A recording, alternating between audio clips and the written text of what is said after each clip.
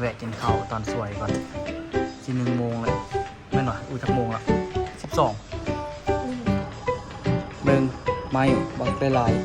ๆนี่ไม่เศษบักหลายๆเหรอ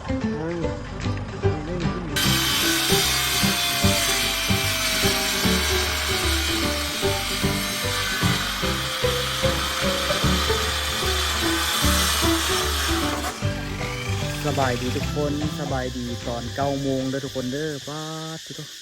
ติดกล้องมื้อนี้นี่กามามัดเล็กคือเก่าเนาะทุกคนเนาะซึ่งอันนี้ตัวมัดเล็กของน้ำเนาะค้านของน้ำแล้วก็ค้านจองของน้ำเนาะทุกคนแล้วก็หลังจากนั้นเขาก็ตัดเล็กตั้งแต่เช้าเลยทุกคนเนาะตื่นไปแต่เช้าเลยแต่6 โมง 7 โมงนะเนาะมาตัดเล็กแล้วก็มาพอสดมามัดอันนี้ตัวหัดปอกเนาะหัดปอกหากันแล้วอันนี้เฮ็ดเล็กเกี่ยมสิไปต่อเสาเนาะเขาก็ลองมาละทุกคนเนาะว่าปอกวันนี้มันประมาณเท่าไหร่เขาลองเรียบร้อยแล้วเนาะตอนนี้นี่ก็คานอันนี้ก็แล้วละอันนี้ก็เกี่ยมเทอาจจะเป็นตอนแรงๆหรือจังสีเทกี่แบบแล้วก็เทมือนี้นี่แหละเนาะ2 อันนี้จองใส่กันเอาได้มาซีแล้วก็ใส่ดีๆเนาะแล้วก็อันนี้นี่ก็คืออะไรทุกคนเนาะเล็กเสาอันนี้เป็นเล็กเสาเนาะ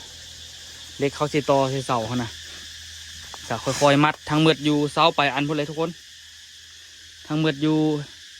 บนเสาปลาย10 ปลายเนาะ12 เสาตอนนี้แล้วไป2ยังเหลืออันนี้อันเหลือ9ละอันนี้อันที่10แล้วก็9เนาะเดี๋ยวตัวกระเพาะสดจีพยายามช่วยกันมัดกันทุกคนให้มันแล้วไวๆเนาะบ่ฮู้ว่าปอกมันสิพอบ่อันนี้ก็คือปอกที่ตัวคดไว้แต่เบิ่งจากสถานการณ์ละสิบ่พอไปมาเบิ่งนะทุกคนว่า4เล็ก4 เส้นนี่สิได้เสาจากเสาเนาะแล้วเขาก็ไปซื้อมาเพิ่มเอาตัวคิดว่ามันอาจจะบ่พอดอกคำนี้ไป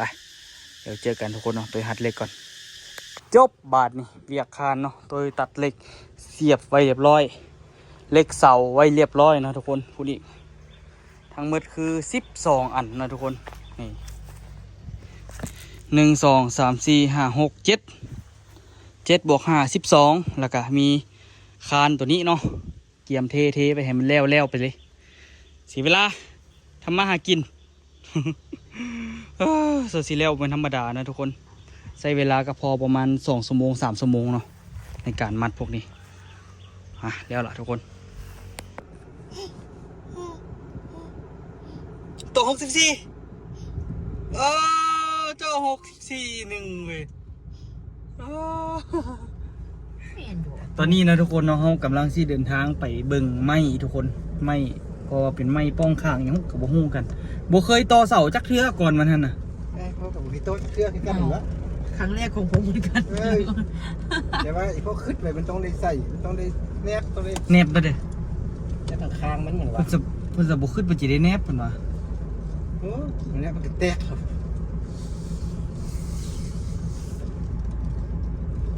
คิดว่าอันนั้นล่ะเอาลวดมัดบ่ซึมโอ้โหตัวหลายคนมาซื้อคาซีให้ลูกแด้เนี่ยมันบอกคาซีโดโต้ก็มีเลยทุกคนซื้อแต่ยังบ่เกิดพุ่นยอดนี่เราแทบมันน้าเสาเท่าไหร่ใส่ตัว15แล้วมันที่ไม่เบี้ยพอเท่าเดิมไม่เบี้ยพอมันนะก็15ลูกฮอต15ถึงแทกเบิ่งเนาะทุกคนฮ้อนโพดตอนนี้อุณหภูมิ35 องศาก็เลยตอนสวยตอนนี้ก็เลยโจกวันประมาณจัก3 โมงจึงสิลงเฮ็ดเวียกไหมฉันสิเป็นอันเดียวของอันเดียวก่อนเป็นอันเดียวกับตัวเป็นอันเดียวกับซอกตายนะเขาอันเดียวก่อนเป็นโลกคนรอเกินไปว้าวตัวคุณดูอีเมลบึ้งเป็นอย่างเขาลืมเขาไม่อย่างว่าลืมเราคอยก็ลืมกันโทรศัพท์ไม่ได้เขาลืมโทรศัพท์เอาไหมเงินไปเอาตรงนั้นเอาตู้มาอยากได้แห้งบ่ได้ในขาดโทรศัพท์ตายเลยแวะกินข้าวตอนสวยก่อน1 โมงเลยแม่นวะจักโมงละ12 1 โมงครึ่งละป้าโถชีวิตคือจะเห็นอย่างนั้นแป๊บเดียวนึงสิเบิร์ดมืออีกละโจนจะกินนมเดี๋ยวไปเบิ่งไม้น้ำกันทุกคนเอาบ่ฮู้ว่าสิเอาไม้แบบใดอันนี้ก็แค่แหละมานำที่ไม้อย่างไปกินข้าวกันทุกคนหิวข้าวเนาะ เอาไปกินข้าวนิดนึงข้าวเปียกถ้วยใหญ่ทุกคนซื้อคือกันบ่ละอูโอ้อันนี้ก็ได้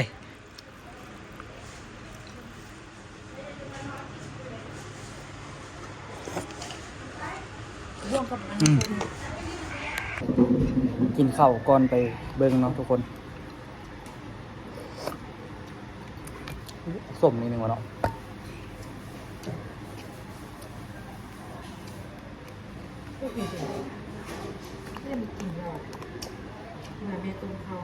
กินบ่ หอมลาบหอมลาบทำงานให้งามบานเนาะเทียบกับตัวนี้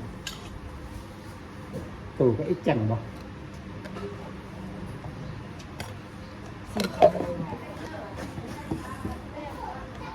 ดึงเลยดีขึ้นเลยนี่ จะบ่ต้องใส่เพชรเด้อเจ็บกระเพาะนะ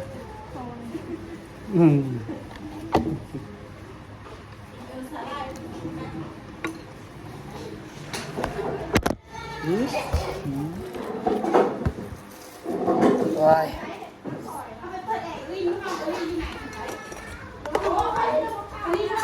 เดี๋ยวจะข้อถ้วยน้อยข้อน้อยเขาจะเอามาเตรียมมา อันนั้นข้อถ้วยน้อยอันหนึงเลยเด้อ ถ้วยน้อยเอาใส่น้ำซุปน้อยๆอ่ะนะเอาน้ำซุปได้หรอบ่เอาติถ้วยสิ เขากินก่อนเขากินข้าวกินแล้วสิเอาให้ใส่หวานนี่ใส่เริ่มเลยบ่ กินน้ำดิตู่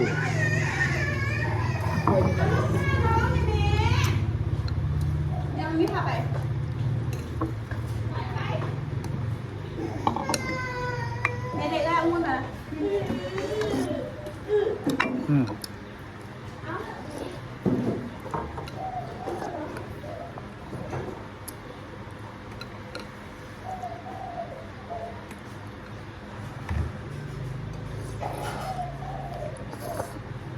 ก็สิต้มเส้นอันมันกินอยู่เมื่อกี้นี่ต้มเส้นอันจุ่มจีนกิน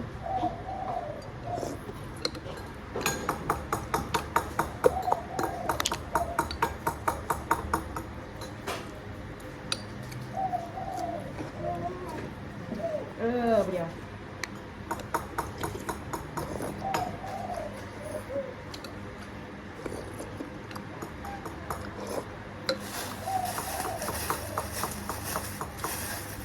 ใส่หนึ่งบ่เอาตัวน่ะ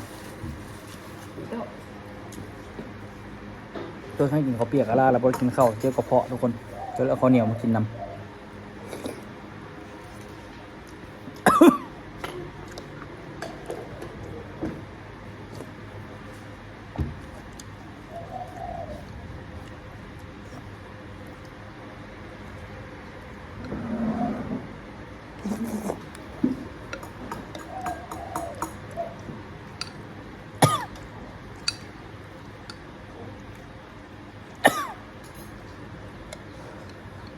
กินข้าวกันทุกคนเดี๋ยวไปเบิ้งไม้กัน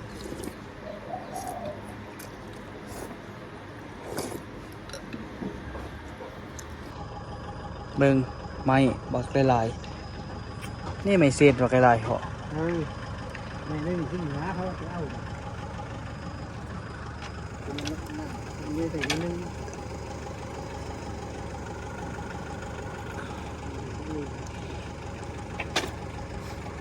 ฟืนไม่ได้ถ่ายน้องถ่ายฟืนไม่ได้ ฟืน พวกเขาสื่อมันมีฟืนนะน้องมันท้องถ่าย เอาไม้ชับเราไปลอกเบิ่งก่อน มันไม่ได้ เมี่ยงอันนี้เฮ็ดกองขายวะนี่กองก็ได้ 70,000นี่แหละ โอ้ ตัว ตัวใด อันนี้ขายวันนี้กองก็เด้อ พอจะได้ใช่ไหมตัวพอจะได้ อันนี้ขายก็ได้อันนี้ เลือกเอาได้บ่เลือกเอาซ้ำไหนซ้ำหนึ่งสู่เจ้าสิเอาเท่าไหร่ก็เอาฮะนะคอยสิเอาเป็นเฮ็ดเป็นไม่ตอกไม่ ตัดเราเฮ็ดอันอัดข้างใบเบี้ยนะพอดีสำนีน่ะ เดี๋ยวจากอัน แล้วบ่ฮู้ว่าแม่เป้เขาสิได้นาเท่าใดบ่ฮู้คันได้นา20เดี๋ยวบ่เซอก็ได้ ไปเบิ้งโฆษณาไปเบิ้งคงซอยหนึงก่อนไป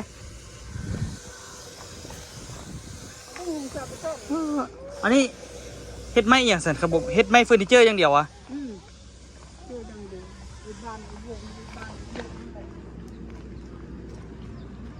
มันเศษอันนี้ ไม้บัวนี่ก็มีแต่ว่ามันกับส้มทำ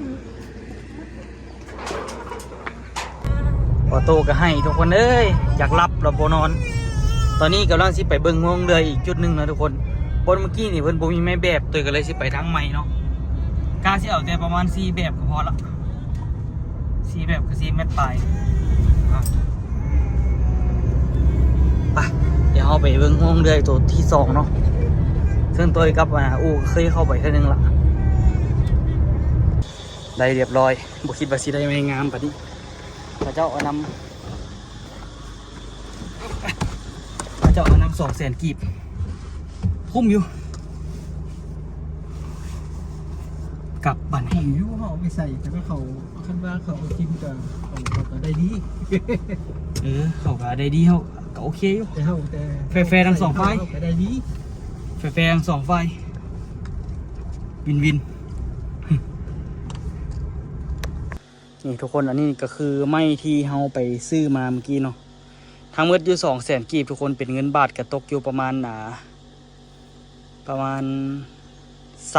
เนาะทุกคนบอกว่า280นี่แหละประมาณ280 300นี่แหละเนาะซื้อมาไว้กะโอเคเด้ทุกคนราคานี่ไม่กับบ่ได้ขี้เละไม่งามเลยไม่อันนี้มันไม่ดีๆเลยนี่ไม่พวกนี้นี่ไม่ดีๆนะคมหนาคมอย่างกับเป๊ะเลยหาเอาไม้แบบนี้ก็ดีขึ้นกันที่จริงนะแอมฝาแอมอย่างแถวนี้นี่เอาไม้เศษพวกนี้ไปแปะใส่ก็ดีขึ้นกันนี่ซื้อน้องเขา200,000 กีบเนาะ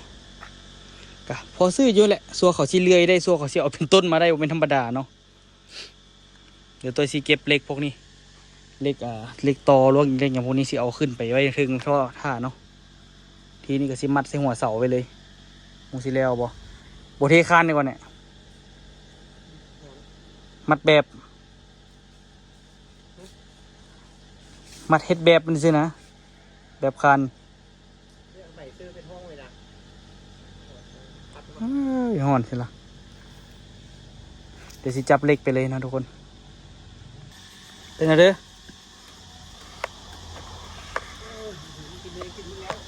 ฮะ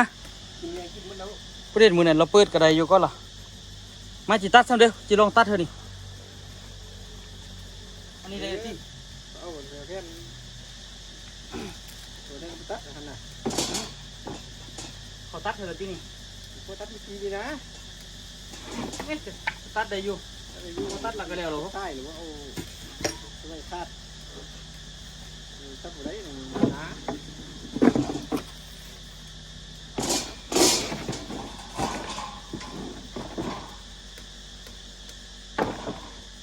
มันต้องเอาอย่างมาห้องเขาล่ะเล่นเขาเอ็ดนะ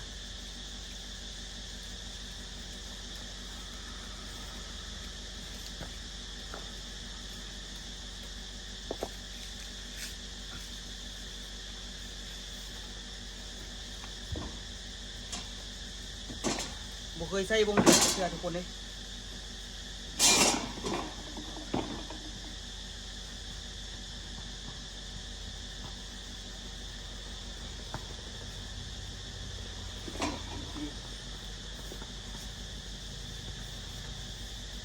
ก่อนดีจิ้ม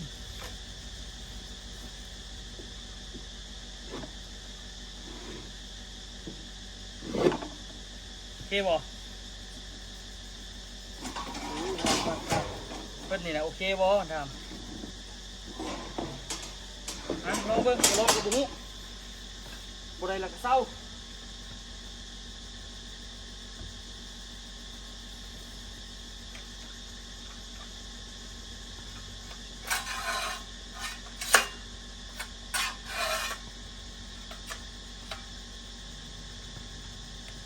อยู่เนาะ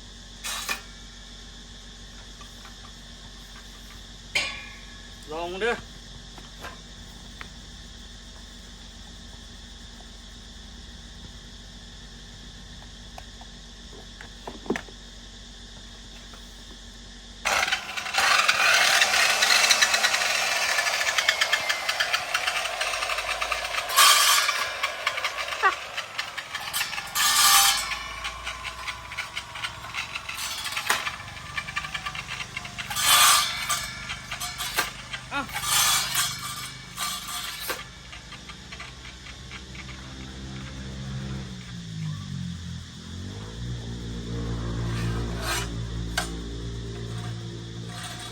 ดาดอันนี้วะ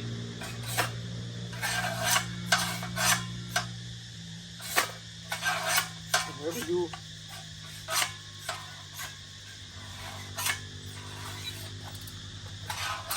ดูเกาะที่ นี่นะ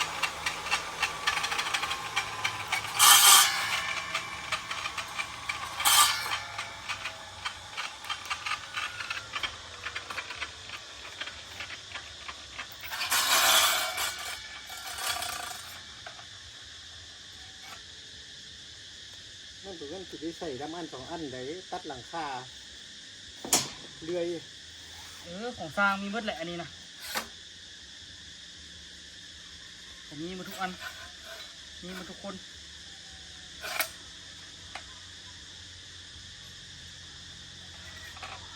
มัดจองเลยบุได้นะ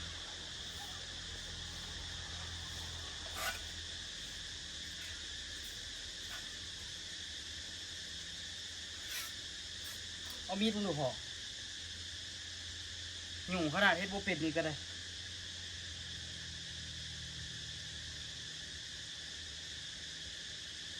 นี่จะได้ยินเสียงชีวิตตัวเด้บุเฮ็ดอย่างก็ได้เฮ็ด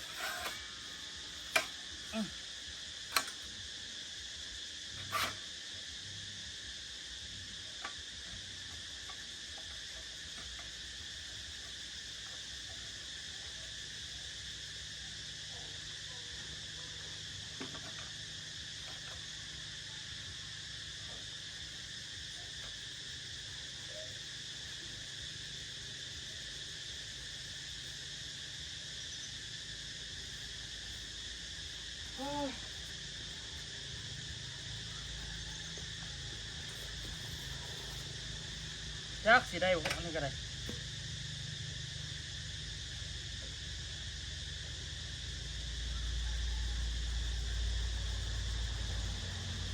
เอาลองเบิ้ง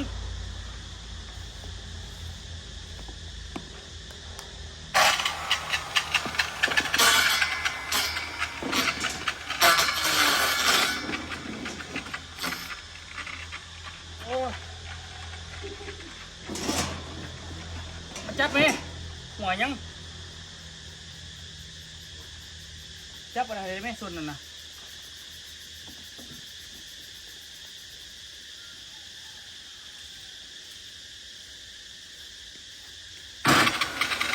จับเด้อ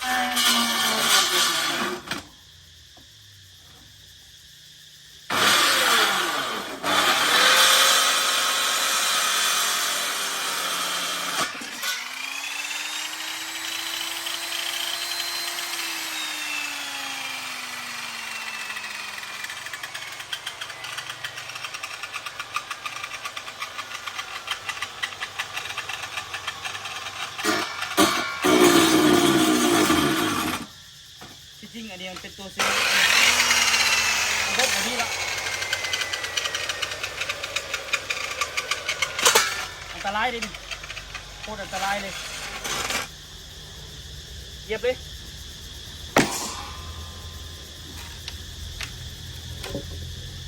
มันก็ดีดคืนว่ะ จะยานใช่ปะเอาอีก เรื่องจะรู้ตัว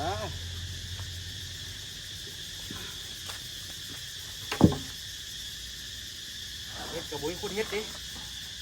ต้องได้เป็นทุกอย่าง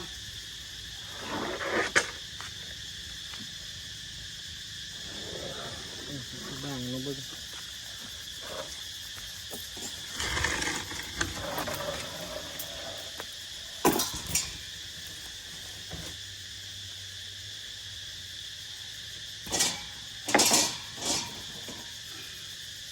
เครื่องนี้ก็เครื่องนี้เลยก็ได้บ้างเลยแทกเลยเอาใหม่มาแทกเลย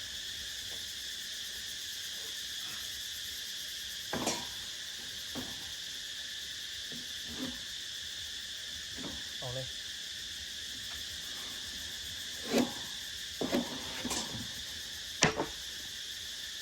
อันกดมันบอดี้แล้วนี่นะ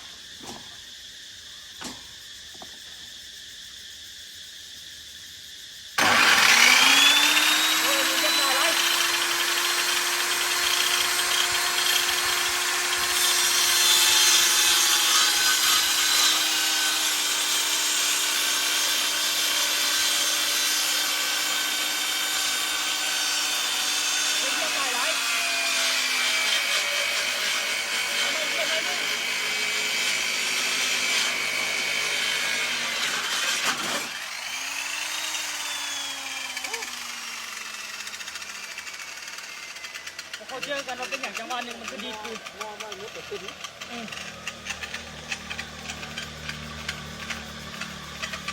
โมจิสุดแล้วมันดีขึ้นไปยามันหักเอาหรือผู้ชายก็เอาอะไรมาเลื่อยต่อก็ได้มาจากใดเดี๋ยวดีแต่ก็เอาตัวอื่นมาเลยมะดีกว่าได้เลื่อยมันซีเบิร์ดแล้วมันเป็นทุกคนเสี่ยวอยู่ผมเคยเฮ็ดนี่แต่ย่านเลยบอกตรงอันนี้ครั้งแรกอีหลีเห็นเขาเจ้าเฮ็ดปกติตัวเงืองนี่มันนะที่เป็นตัวเซฟตี้เนาะเวลามีอย่างมาที่งับกลับคืนมันที่บังบ่ให้มันนะเลื่อยมันถึงเขาแต่ว่าอันนี้มันข้างตัวเลยได้มัดระบบเซฟตี้ตัวนี้คือบ่มีเลยคันว่าเฮ็ดล่ะมันประสบผลสำเร็จก็ดีไปคันเฮ็ดแล้วผิดพลาดพุ่นล่ะมันสิมีคำตีสมมาเต็ม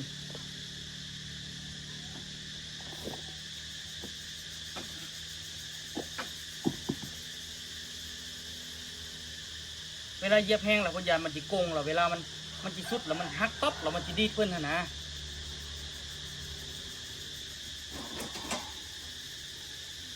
เสี่ยวอยู่ดิ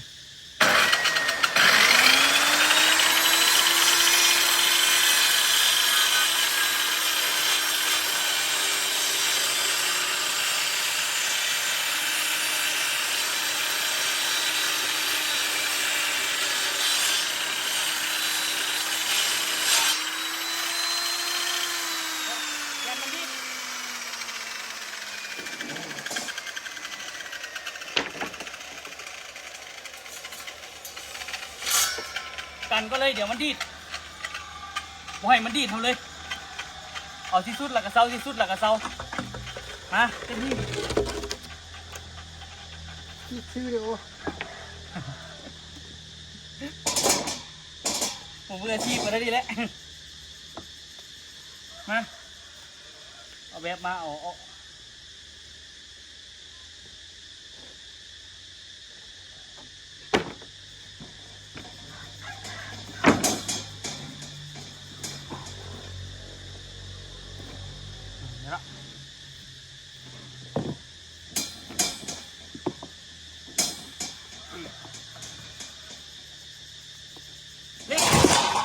ขนาดมา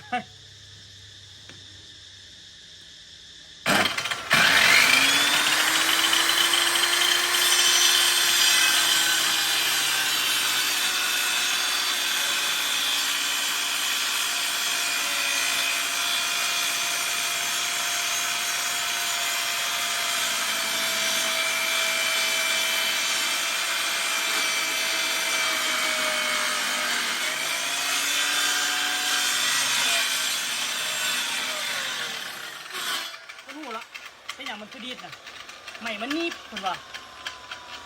เนาะ ตรงนี้ เวลาไอ้พอเหยียบหลายแล้วมันนีบนะแต่มันดีดมันคืนคิดว่าน่าจะเป็นใหม่มันนีบเบอร์พัดนี่นะนีบเบอร์เลื่อยนี่แต่ว่าอันนี้บดีจักอันหลังๆนี่คนขี้ยานเบอร์มันดีดเลย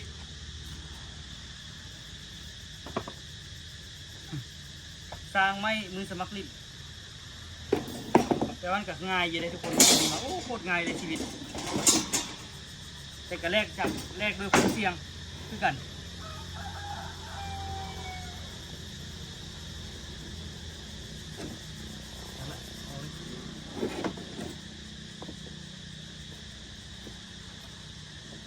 เอายับกับหลังดูมันโมเล็กดีโหดดิโอเค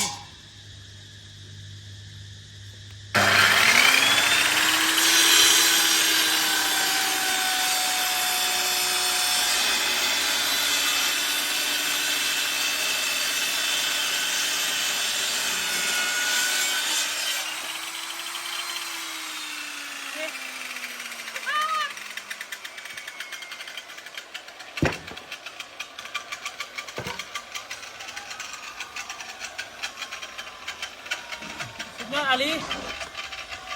ได้อยู่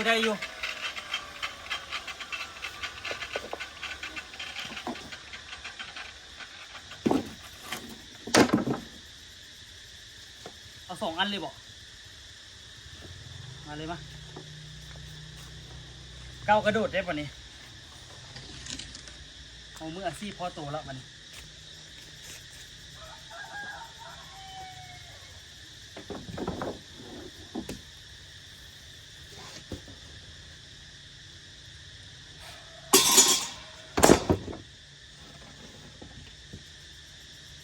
ที่จริงคนใส่แมสนั่นเนาะฝุ่นมันเข้า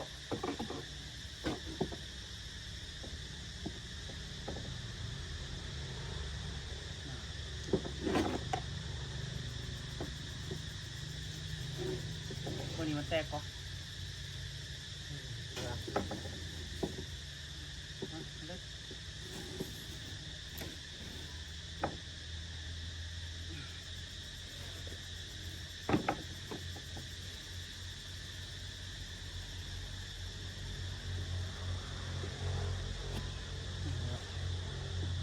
บอกเลย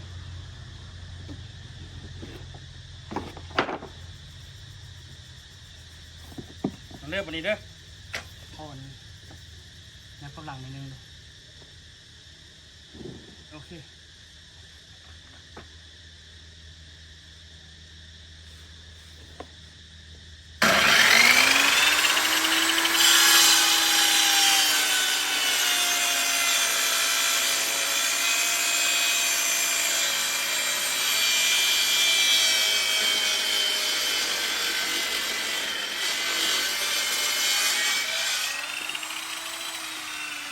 อันนี้เหลี่ยมเม็ดเลยบอกอันนี้เหลี่ยมเม็ดเลยบอกที่ไม่ยากกว่าด้านหักนะเอาตัวที่ยังบนด้านหักมาเลยมะทงคือเหรอวะนี่อันนี้มันหนาอยู่ขึ้นเลยวางเลย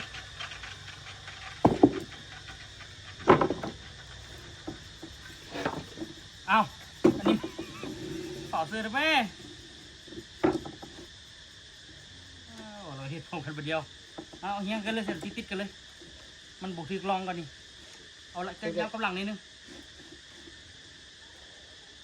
โอเค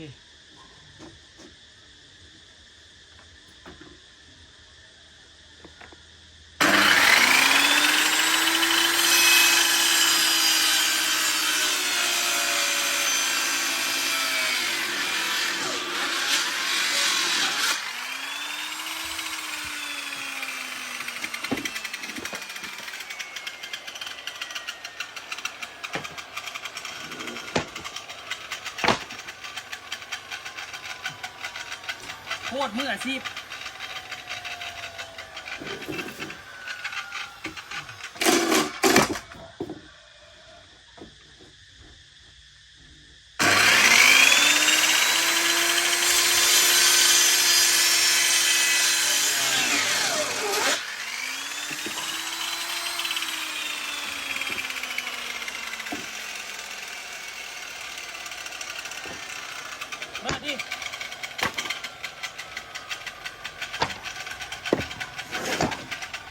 มีอยู่แต่นี่ตัดแล้วโอเคนะลูกหนึ่ง เล่บางเดือนก็ไม่ยากเท่าไหร่นี่นะ สองสี่ห้าง ึดแต่อันไหน เจ็ดอันนี่ 7 อันกับ7 อันเลย แต่สามเลย สมันแล้วนี่พอเลือกเอาหน่อย17 นาทีลึกขนาดไปอันนี้เป็นการเลื่อยของตัวครั้งแรกทุกคนเนาะเบิ่งคือว่าใช้เวลาแป๊บเดียวเอาไปเอามาแบบเต็มที่อีหลีนะทุกคนเบิ่งเอาไว้เจอกันคลิปหน้าเลยทุกคนเด้อมันยาวเกินไปละโอ้รอดตายไปเนาะแต่ว่ากระคักเลยเวลาเฮ็ดเป็นตัวเวลาเฮ็ดอันไหนบ่เป็นล่ะเฮ็ดเป็นนี่มันสิมีความสุขในโตมันสิมีความภูมิใจในโตนะทุกคนเนาะบ๊ายบายทุกคนสบายดีอันนี้ตัวเห็นใครเจ้าเฮ็ดสิก่อนตัวบ่เคยจับจักเทื่ออีหลีครั้งนี้เป็นครั้งแรกนะทุกคน